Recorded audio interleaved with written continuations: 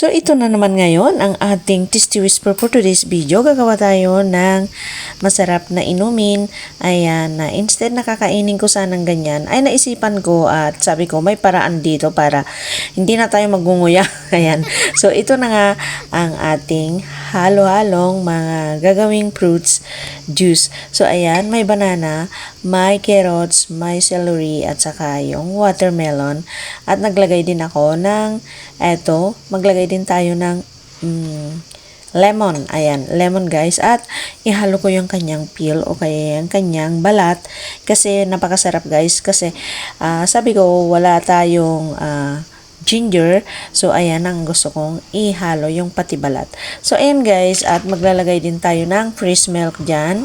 At saka yung gagamit ako na instead of sugar ay gagamit ako ng honey. Ayan. At saka yung crushed ice or ice cubes. So, ito na nga guys.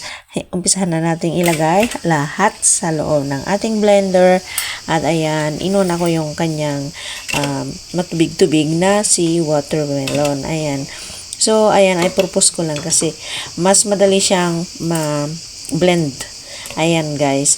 So ngayon guys, ayan yung aking cream cheese. Isang kutsara lang naman ang aking inilagay at saka yung lemon, ganyan. Saka lahat na ng ating sangkap ay paghalo-haluin dyan. Siyempre blender guys. So ito na nga ang ating celery. Ang ating celery guys dyan na ginamit ko ay frozen.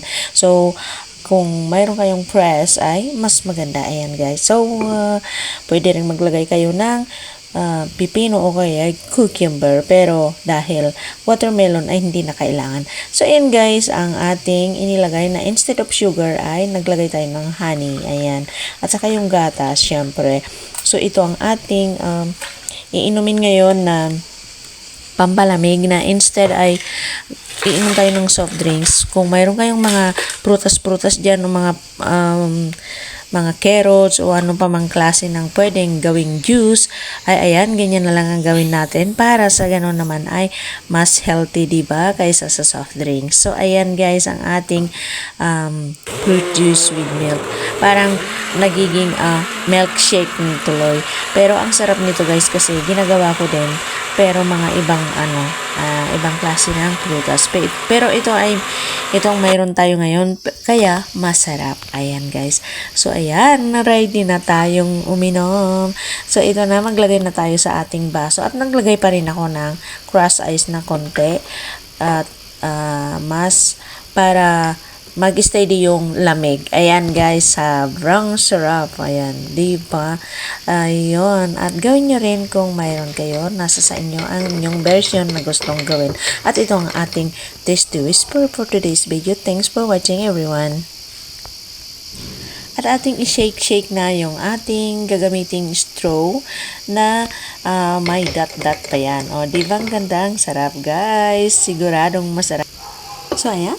Tikman na natin ang ating fruit juice. Ayan na ang ating Tasty Whisper product for today's video.